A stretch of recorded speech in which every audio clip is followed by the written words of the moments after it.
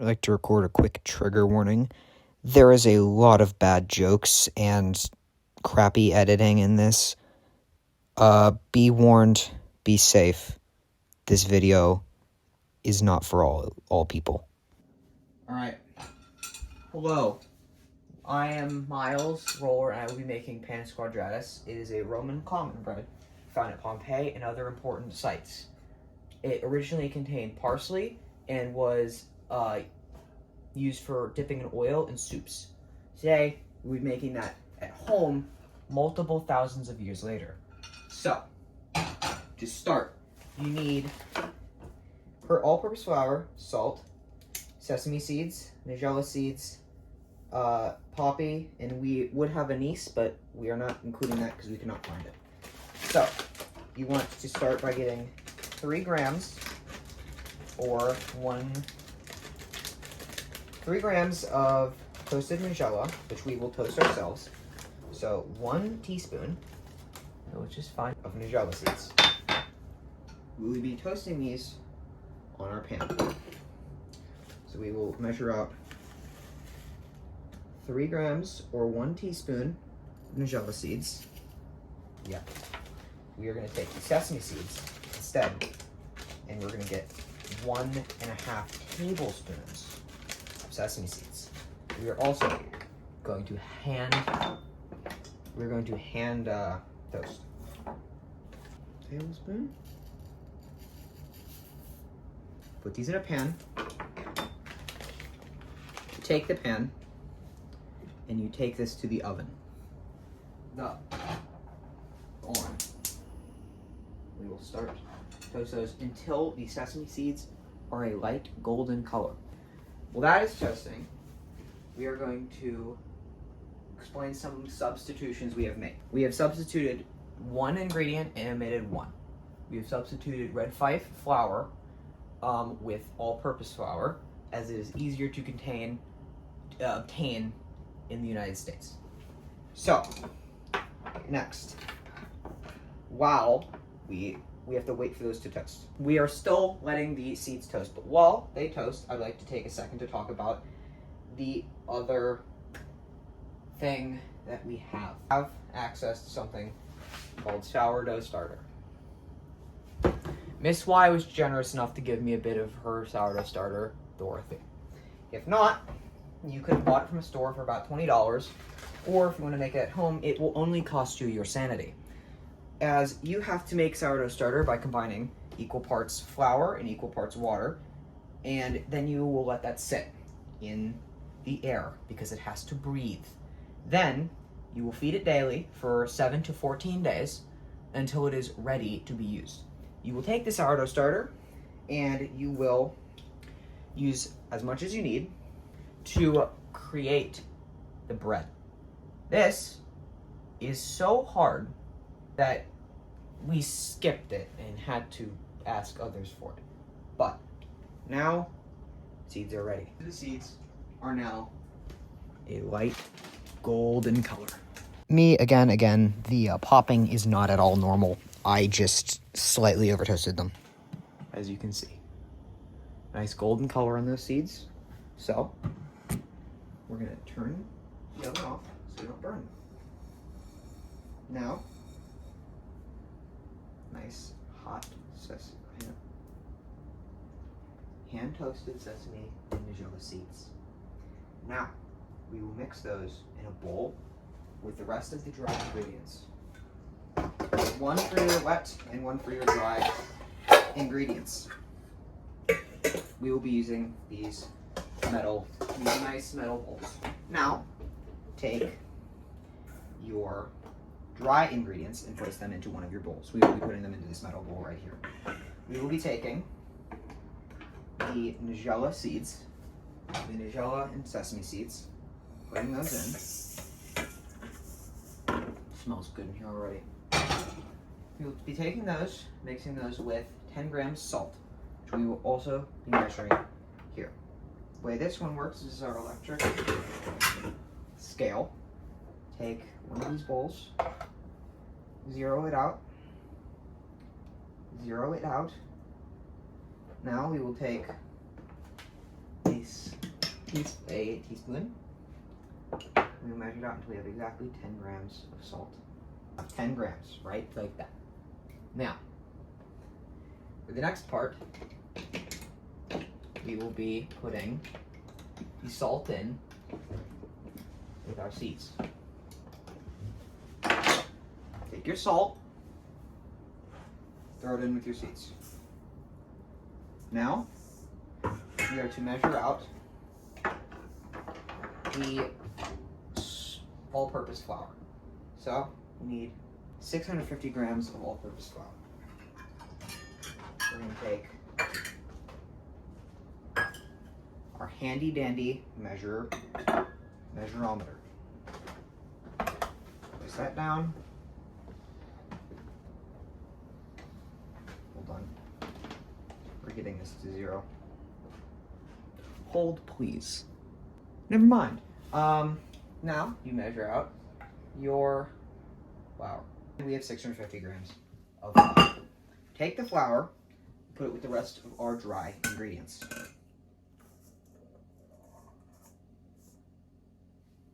Now, we have flour, we have seeds, we have salt.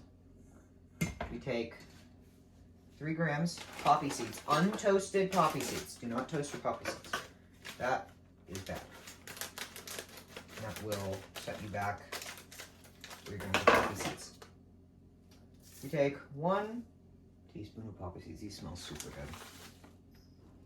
1 teaspoon poppy seeds. And you will whisk them. Move our seeds out of the way, because we do not need the seeds now. You whisk these together. Whisk.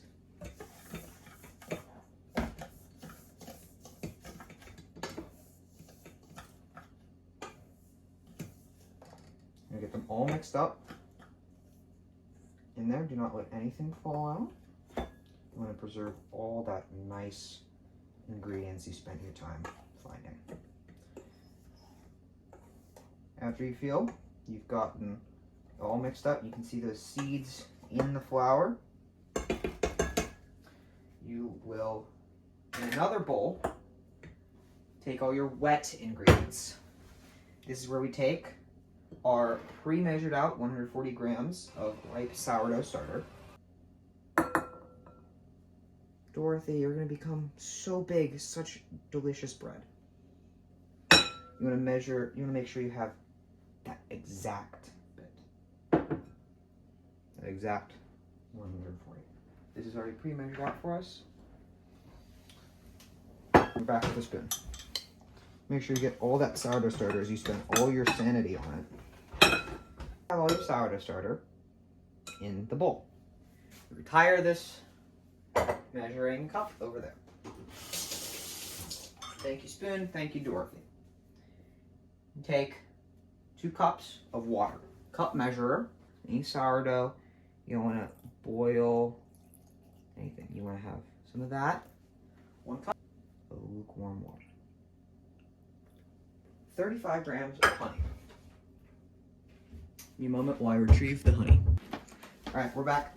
You're going to get 35 grams of honey. So you're going to place, for precise measurement, you're going to place it on your handy-dandy electric measure. Set that to 0. You're going to measure up until it says 35 grams pure honey. Get all of the accurate measurement. You will remember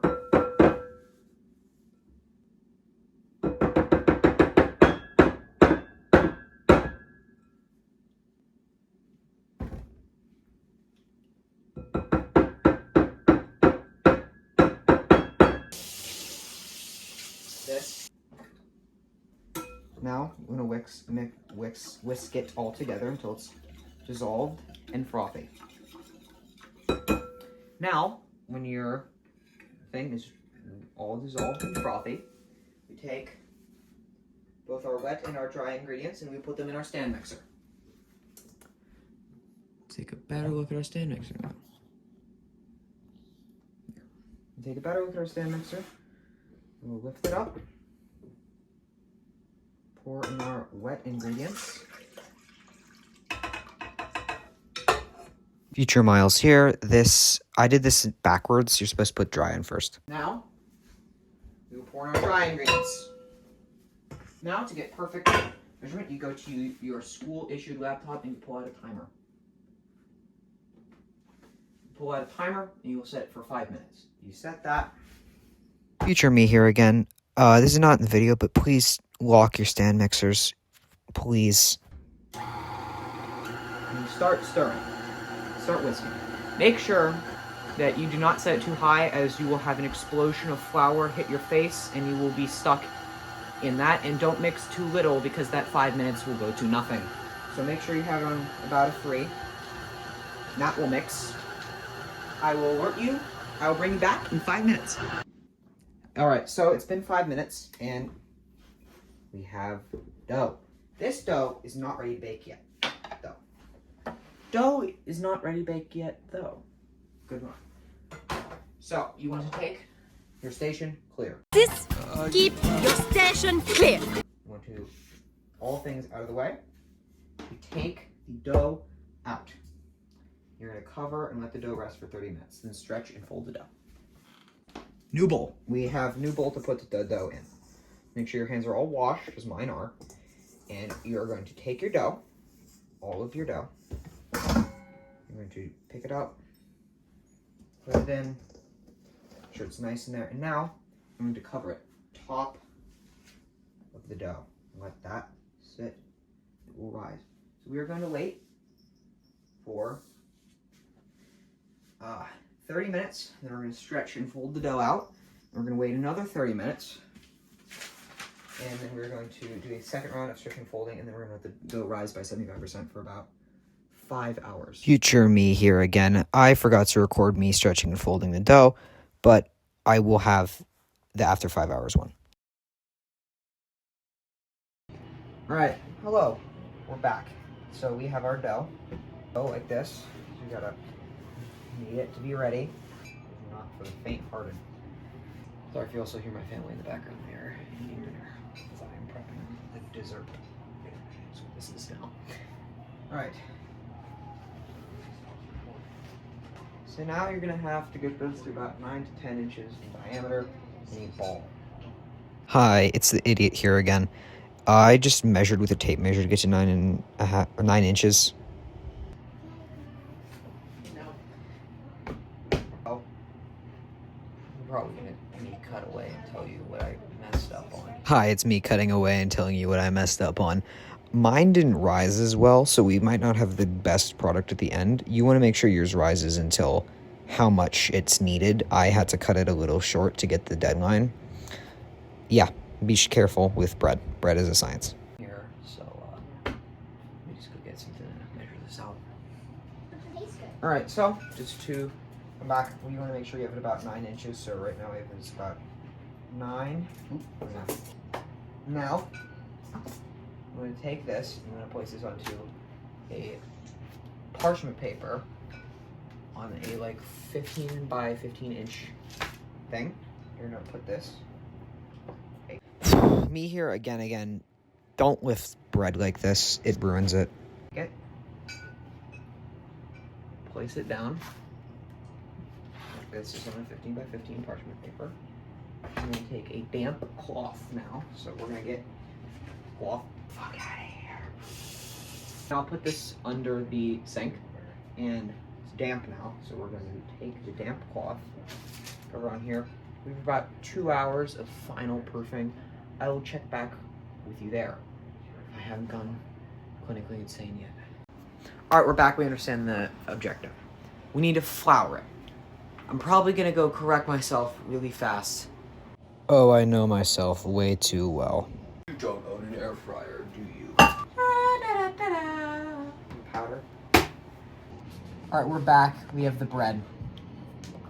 So, to show what we have done, it is currently 11:54 at night. We started at, I think, noonish. So this took creating this